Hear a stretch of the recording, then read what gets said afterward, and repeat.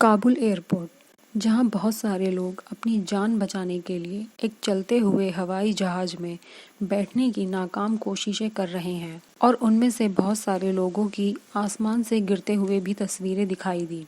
और इसी के साथ एक सवाल सबके मन में खड़ा हुआ कि क्या कोई आदमी किसी हवाई जहाज की खिड़की पे लटक कर या उसके पहियों में छुपकर या प्लेन की छत पर या किसी दरवाजे को पकड़कर क्या कोई इंसान ऐसे हवाई सफ़र कर सकता है और क्या वो बच सकता है।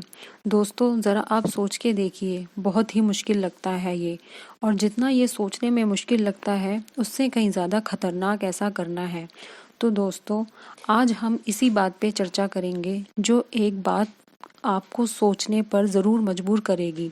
दोस्तों, फ़्लाइट जब हवा में होती है तो फ़्लाइट के अंदर के भाग को छोड़कर बाहर या लैंडिंग गियर में कोई भी ह्यूमन बॉडी जिंदा नहीं रह सकती। ऊपर से फ़्लाइट की थरथराहट, पहियों की आवाज़ और ये सब इंसानी बॉडी सह नहीं सकती। और अगर कोई इंसान ऐसे फंसकर किसी फ़्लाइट में चढ़ भी पड़े तो उसकी मौत होनी तय है। लेकिन दोस्तों, यहाँ एक अपवाद है। ये बात सन 1986 की है। पंजाब में दो भाई रहते थे। एक का नाम था प्रदीप सैनी और दूसरे का नाम था विजय सैनी। जिस विजय सैनी छोटा था, उसकी उम्र 19 साल थी और प्रदीप सैनी बड़ा भाई था, उसकी उम्र 23 साल थी। दोनों लड़के के पिता एक किसान थे और ये दोनों भाई कुछ कारणों से भारत से बाहर विदेश जाना चाहते थे। अब लीगली वीज़ा लेकर किसी देश में जाना तो उनके लिए बहुत मुश्किल था, लेकिन उन्हें एक एजेंट मिला जिसने कहा कि तुम सीधे रास्ते से तो लंदन नहीं जा सकते, लेकिन मैं तुम्हें सीक्रेटली यानी कि प्लेन में लगेज सामान रखने वाली जगह पे अपनी सेटिंग से बिठा दूंगा और तुम्हें वहाँ पर एयरपोर्ट पर उतार दिया जाएगा। वो दोनों भाई इस बात के लिए राजी हो गए, लेकिन वो एजेंट बार बार बात टालता गया। दिन बीतते गए और उनके जाने का कोई जुगाड़ नहीं कर पाया। यहाँ दोनों भाई परेशान, किसी भी हाल में बाहर जाना था उनको, लेकिन अब जाएं तो जाएं कैसे। दोस्तों, यहाँ से शुरू होती है एक असली कहानी।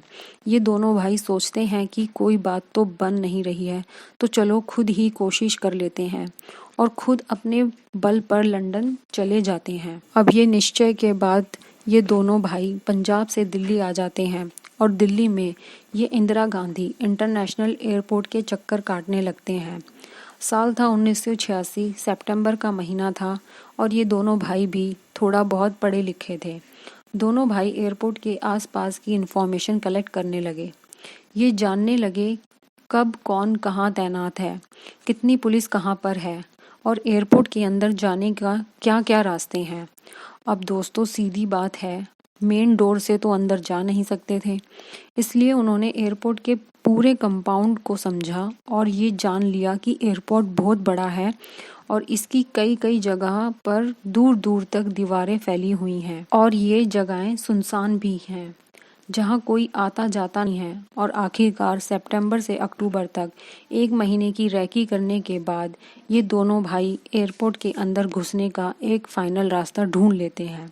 इन सब के बीच वो ब्रिटेन जाने वाली, लंदन जाने वाली कितनी फ़्लाइट हैं, उनके टाइमिंग क्या है, ये सब भी पता लगाते हैं। अब अधिकार ये दोनों भाई एयरपोर्ट के अंदर दाखिल होते हैं और प्लान के मुताबिक एक प्लेन के रनवे पर चले जाते हैं जहां प्लेन टेक ऑफ करने से पहले खड़ा रहता है। और इसके बाद ये दोनों भाई सिक्योरिटी और लोगों से बचकर प्लेन के लैंडिंग गियर में बैठ जाते हैं। प्लेन का लैंडिंग गियर दरअसल बड़ा होता है, उसमें टायर के फोल्ड होने के बाद भी उसमें एक आदमी साइड में कोने में बैठ सके उतनी जगह होती है। और ऐसे दो अलग अलग लैंडिंग गियर में, यानी कि एक लैंडिंग गियर में प्रदीप खुद को छुपा लेता है और दूसरी लैंडिंग गियर में उसका छोटा भाई विजय खुद को छुपा लेता है। दरअसल इससे पहले दोनों भाइयों ने इसकी फुल इन्फॉर्मेशन कलेक्ट की होती है। इसके बाद इन्होंने वेट किया प्लेन में सारा लगेज पैक होने का और वेट किया फ़्लाइट के उड़ने का। दोस्तों, ये दो लड़के, एक 23 साल का और एक 19 साल का, वो लंदन पहुंचेंगे या नहीं, पहुंचेंगे तो भी किस हाल में, ये भी उनको मालूम नहीं था। कुछ देर बाद फ़्लाइट अपनी एक निश्चित हाइट पा लेती है और पहिए अंदर के लिए जाते हैं, लैंडिंग गियर को बंद कर दिया जाता है। और दोस्तों, ये बहुत खतरनाक मंजर होता है। जब पहिए हिलते हैं या पहिए में कंपन होती है तो भूचाल सा महसूस होता है। और यहाँ पर हाइट पकड़ने के बाद टेम्परेचर से और हवाओं से लड़ना तो एक और ही बात हो जाती है। फ्लाइट 800 से 900 किलोमीटर प्रति घंटे की स्पीड से चलती है और हवाएं कान फाड़ देने वाली होती हैं। ये दोनों भाई टेक ऑफ करते ही बहुत डर गए। नज़ारा बहुत भयंकर था, आवाज़ इतनी कि कान फट जाएं। और ऊपर फ्लाइट धीरे धीरे 1000 से 1100 मीटर की हाइट पकड़ लेती है। यहाँ पर ऑक्सीजन ना के बराबर होती है और टेम्परेचर -50 से -55 डिग्री सेल्सियस होता है। इस हालत में किसी भी इंसान का जिंदा रह पाना नामुमकिन सा लगता है। और दिल्ली से लंदन का सफ़र करीब 9 से 9.5 घंटे का है। अब दोस्तों, करीब 9.5 घंटे बाद ये प्लेन लंदन के हिथरो एयरपोर्ट पे लैंड करता है। प्लेन के लैंड करते ही सबसे पहले वहाँ पर एक इंसान पहुँचता है, जो था वहाँ पर लगेज कलेक्ट करने की टीम का एक मेंबर। और ये इंसान जैसे ही वहाँ पहुँचता है, वो सबसे पहले देखता है कि जो पहिया होता है उसके नीचे एक इंसान बेहद ठंडी से जूझ रहा है और काँप रहा होता है।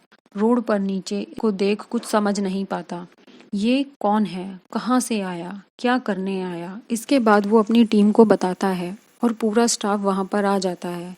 पुलिस आती है, डॉक्टर आते हैं, एम्बुलेंस आती है। एम्बुलेंस में उस लड़के को ले जाया जाता है और लंदन के हॉस्पिटल में उसकी शुरुआती ट्रीटमेंट शुरू इस इंसान होती है।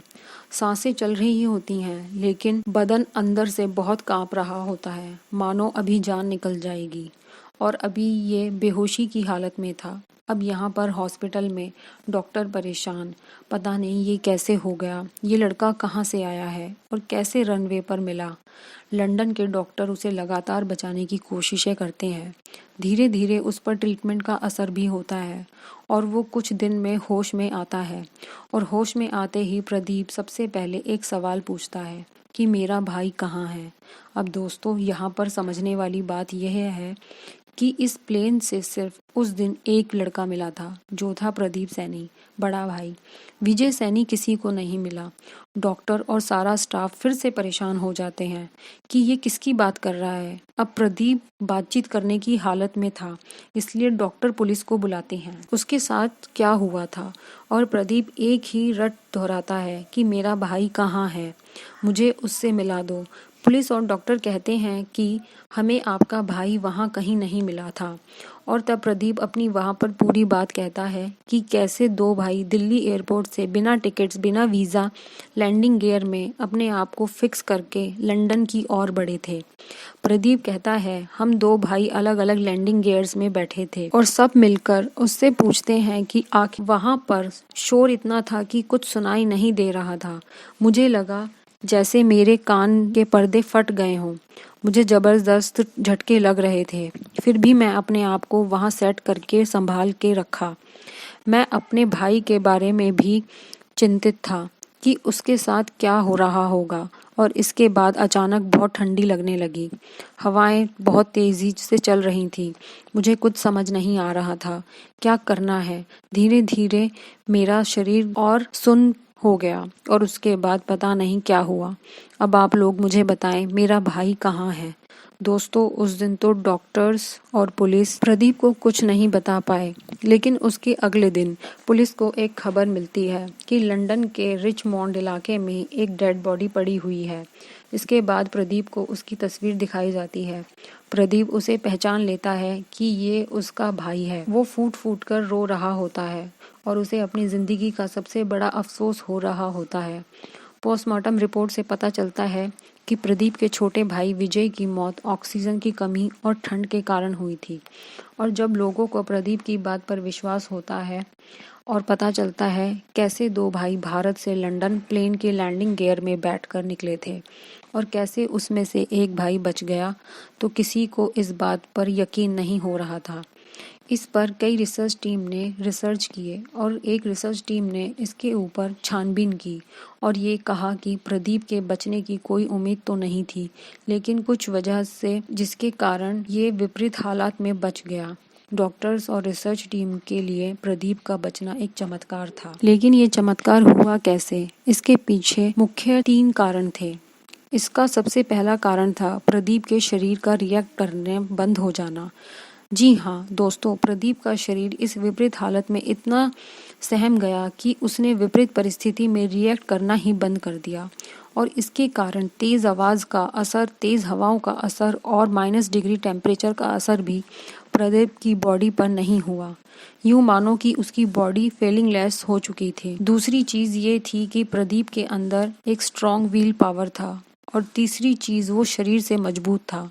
ये 3 चीज़ ही थी जिसने उसे इस विपरीत परिस्थिति में बचाया और ये एक चमत्कार है और प्रदीप एक अपवाद है। आम तौर पर इस परिस्थिति में किसी भी इंसान की मौत हो जाती है। तो दोस्तों, इस तरह पंजाब का लड़का लंदन पहुंचा हवाई जहाज के पहियों में खुद को छुपाकर, और वो भी जिंदा हालत में।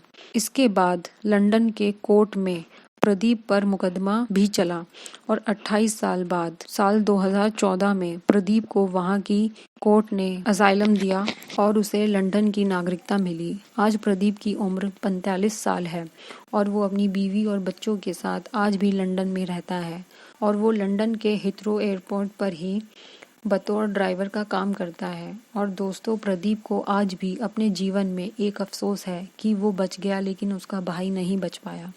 तो दोस्तों, ये थी एक सच्ची कहानी।